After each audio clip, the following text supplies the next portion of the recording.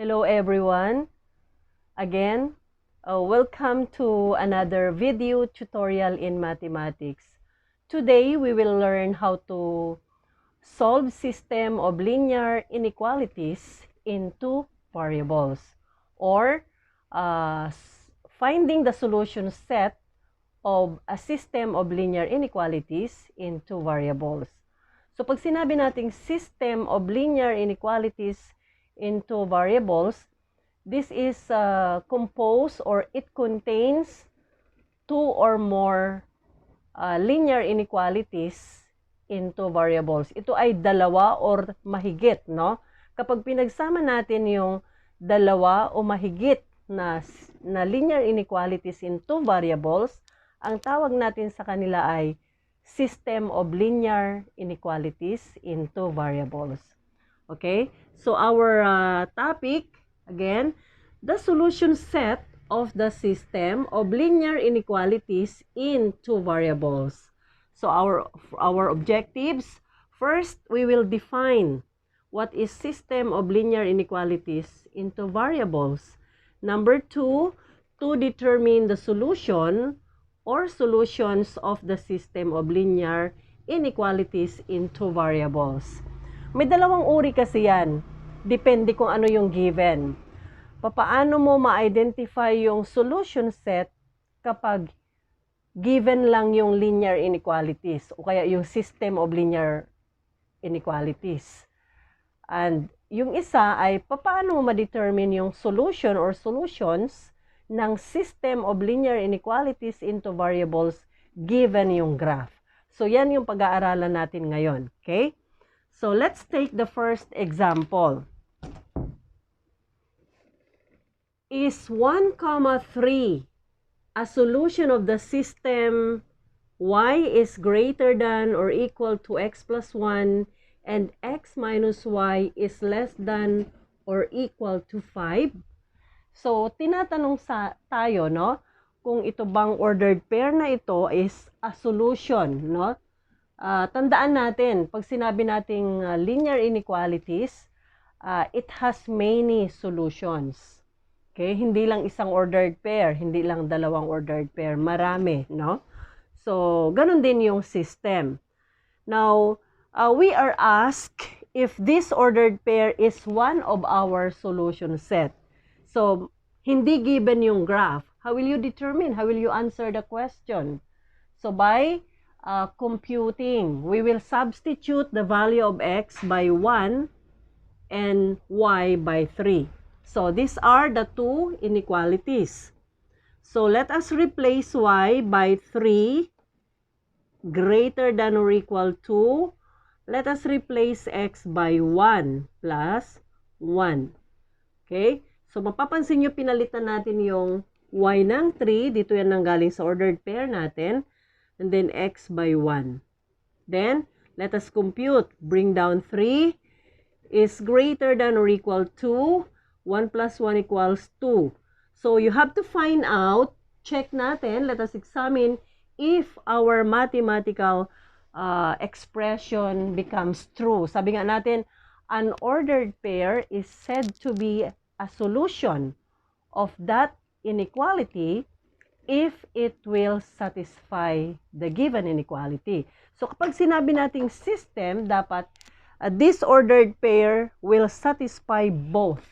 Okay? Will satisfy both. So in our first inequality, this is our first inequality, 3 is greater than or equal to 2. The mathematical inequality is true. Okay? So tama. Tama siya, that 3 is greater, di ba? How about in our second inequality? So, ganun ulit. Let us replace x by 1 minus y by 3. Is it less than or equal to 5? So, what is 1 minus 3? That is negative 2. Is it less than or equal to 5? Yes. So, it makes our inequality true. In our first inequality, it became true. It produces true statement. In our second inequality, it also produces true statement.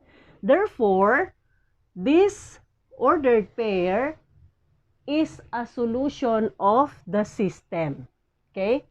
So again, 1, 3 is a solution of the system because it satisfies both the two linear inequalities into variables. So our answer here is yes. Anong tanong? Is 1, 3 a solution of the system y is greater than or equal to x plus 1 and x minus y is less than or equal to 5? So our answer is yes. Why? Because it satisfies our first inequality and our second inequality. So, yan ay hindi given yung graph. That is how to determine whether the given ordered pair is a solution or not. Okay? Let's have another example or another question. Okay, so number 2 is 9, 1 a solution of the system of linear inequalities in two variables, 2x minus 4y is less than 10 and x plus y is greater than or equal to negative 5. Okay, so in order to answer that question, you're going to compute. Okay? Kailangan itong ordered pair na to ay mag-satisfy dito sa dalawa. Now, let's take the first inequality. We have 2x minus 4y is less than 10. Okay, so we have 2 times the value of x, which is 9, minus 4, and then replace natin yung y ng 1. Is it less than 10? This is 18. 2 times 9 is 18, minus 4. 4 times 1 is 4. Is it less than 10? This is 14. Is less than 10. Okay? So, 14 is less than 10. Is it true? Do you agree that 14 is less than 3 or less than 10? No. So, it makes our mathematical inequality false. So, kahit na hindi natin i-compute yung pangalawang inequality, this one, pwede na tayong mag-decide. Our answer is not no, o kaya not solution. Why? Because in our first inequality, it does not satisfy. Sabi nga natin, an ordered pair is said to be a solution of the system if it will satisfy both. Kahit na mag-satisfy siya sa pangalawang inequality, since doon sa una ay nag-false siya, pwede na tayong mag-decide. The answer is no. So our answer here in this question, the answer is no. Ano yung nakalagay? Is 9, 1 a solution of this system? The answer is no. Ma'am, bakit hindi mo na kinompute yung pangalawang inequality? So kahit hindi mo na siya i-compute. Kasi sa una pa lang, false na siya kaagad. Okay? So kasi dapat pareho silang true. Okay, so again, an ordered pair is a solution of the system if it will satisfy both inequalities. Okay, now let's have another situation, Ito naman, this time, given yung graph. How will you determine an ordered pair whether it belongs to the solution of the system or not? Okay? So, given the graph, yan. So, in our graph, if you remember our Cartesian plane, no? Lapit natin ng konti. In our Cartesian plane, the horizontal line is our x-axis. And this is our y-axis, the vertical line. So, kung mapapansin nyo, may dalawang color tayo dito. The red color and the green color. So, this portion, yung red, that's the graph of y is less than or equal to 3x negative 1. Again, itong red color, That's the graph of y is less than or equal to 3x minus 1. Yan, no? So, kung mapapansin nyo, yung line natin ay solid line. Ang ibig sabihin ng solid line, lahat ng mga points o kaya ordered pair na matatagpuan dito, they belong to the solution of this inequality, this one. No? At saka may palatandaan tayo, di ba, kapag mayroong or equal to, dapat ang gagamitin nating line ay solid. Okay, the green one, ito naman yung may shade na green. This is the graph of our inequality. Y is negative 2/3 x plus 2. So, kung mapapansin nyo yung line natin, broken, no? Broken line. In our previous video, pinag-aralan natin how to graph, di ba? Anong pagkakaiba ng broken line sa solid line.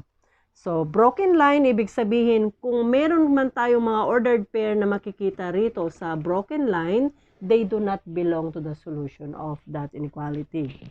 Pero ang pinag-aaralan natin ngayon ay system. Okay? So, pag sinabi nating system, an ordered pair located in the double shaded is a solution of the system. Kagaya nito, halimbawa, mayroon tayong ordered pair, let's say positive 2, negative 1. Positive 2, negative 1 is not a solution of the system. Why? Kasi hindi siya matatagpuan doon sa double shaded. Okay? So, para mas maintindihan ninyo, let's have these questions. Okay? We're going to tell whether each point is a solution of the system of inequality or not. Okay? So, the first ordered pair here is negative 2, 0. Kung natatandaan ninyo, kung marunong kayo ito madali lang siya, no? Madali lang nating ma-determine whether the ordered pair is a solution or not. For as long, marunong kayo mag-plot ng point doon sa Cartesian plane. Or, dapat marunong kayo, alam nyong i-identify na saan yung location ng point. So, negative 2, 0 is here. Dito yan. So, it is not belong to our double shaded. So, that's why the answer is not solution. Okay? In our second ordered pair, we have positive 3, 2. Ito yan siya. Positive 3, 2. 3, 2 is here. Dito yung 3, 2. So, it is found in the double shaded. Pag sinabi nating double shaded, dinaanan ng red, tapos dinaanan din ng green. Yan. Okay, next, the third ordered pair, negative 4, negative 2. Okay, pag both negative, dito yan sa quadrant 3. Diba? So, negative 4, negative 2 is here. So, our answer is not solution kasi hindi siya matatagpuan sa double shaded. Then, 0, 6. Ito yung 0, 6.